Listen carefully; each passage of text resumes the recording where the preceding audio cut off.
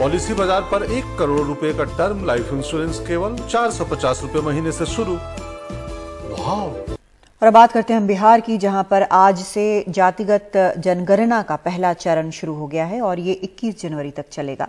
इसका दूसरा चरण 1 अप्रैल से 30 अप्रैल तक चलेगा। नीतीश सरकार लंबे समय से जातिगत जनगणना की मांग कर रही थी और नीतीश सरकार ने पहले भी जातिगत जनगणना का प्रस्ताव बिहार विधानसभा और विधान परिषद में सभी दलों के समर्थन से पास कराया था। जनगणना के पहले चरण में घरों की गिनती हो रही है और घर के मुखिया समेत परिवार के सदस्यों के नाम दर्ज किए जा रहे हैं। दूसरे चरण में जातियों की गिनती होगी। इसमें लोगों से उनके धर्म, जाति और उपजाति की जानकारी ली जाएगी। उनकी आर्थिक सामाजिक जानकारी भी ली जाएगी। बिहार सरकार ने इसका सारा काम मई 2023 तक पूरा करने का टारगेट रखा है।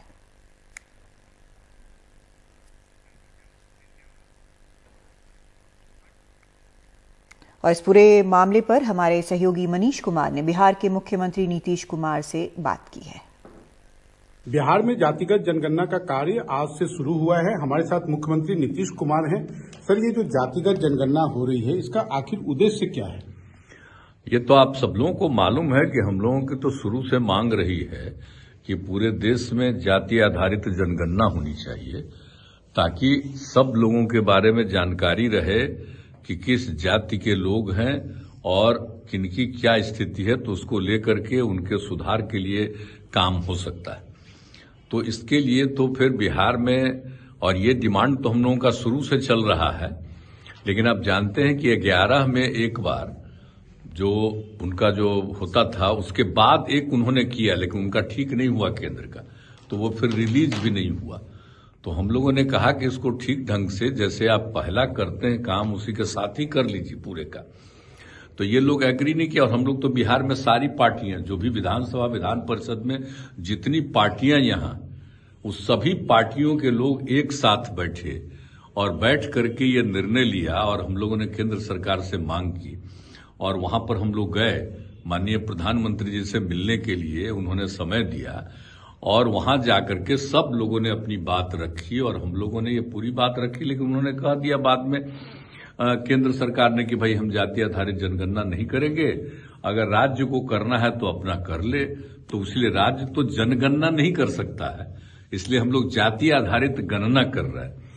तो आप जानते ही हैं कि इसको लेकर के, और हम लोगों ने फिर सारे पार्टी के लोग हम लोग बैठे और किस तरह से कर सकते हैं पूरी बात करने के बाद, और इसके लिए सारे अधिकारियों को पूरा निर्देश दिया गया और उन लोगों ने पूरी तैयारी की है और उनको बाजाप्ता इसके लिए उन्होंने पूरी ट्रेनिंग ली है और काफी अच्छी संख्या में लोगों को इससे जोड़ा गया है। और सब लोग जाएंगे और बता दिया गया है कि भाई देखिए, कभी कभी आप जाइएगा तो पूरे तौर पर पूछिएगा। कई जगहों पर लोग बोल देता है अपना जाति का नहीं उपजाति का बोल देता है, तो खाली उससे नहीं काम चलेगा, क्योंकि वो बोल दीजिएगा तो वो ठीक नहीं है। तो फिर बगल वाले से पूछिए, हो जाए तो फिर उनसे भी उनसे कंफर्म करवाइए।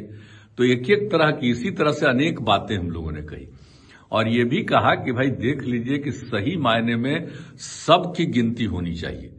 तो इसके लिए जो गांव में रह रहा है, कोई शहर में रह रहा है, कोई घर छोड़ करके बाहर रह रहा है, तो उन सब चीजों की पूरी जानकारी और उसका पूरा आकलन कर लीजिए और उसके आधार पर जाकर के लोगों का कर लीजिए। तो एक तो ये हम लोग करवा रहे हैं और उसके साथ साथ हर परिवार की आर्थिक स्थिति, चाहे वो किसी जाति का हो, अपर कास्ट हो, पिछड़ा वर्ग हो, अति पिछड़ा वर्ग हो, अनुसूचित जाति हो, जनजाति हो, मुस्लिम हो, कोई भी हो, किसी भी कम्युनिटी के या किसी और भी अन्य जातियों के धर्मों के लोग हों, तो इसलिए ये कहा गया है कि एक एक जगह पर जाकर के सबकी आर्थिक स्थिति भी देखिए, क्योंकि हम लोग जो करना चाहते हैं तो उसके साथ साथ आर्थिक स्थिति का, तो जब किसी की आर्थिक स्थिति परिवार की खराब है तो इसका पूरा का पूरा भी आकलन न हो जाएगा और तब उनके लिए भी क्या किया जा सकता है और इलाके के विकास के लिए क्या किया जा सकता है। इसलिए हम लोगों का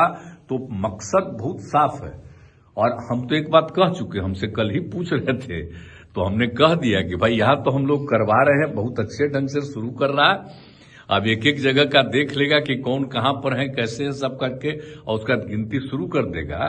तो करके पूरा जो रिपोर्ट आ जाएगा तो पूरी रिपोर्ट तो मालूम हो जाएगा राज्य को। तो हम लोग तो इसको बिल्कुल ही प्रकाशित करवाएंगे और दूसरी बात प्रचारित भी करवा देंगे, और दूसरी बात है केंद्र सरकार को भी हम लोग भेज देंगे।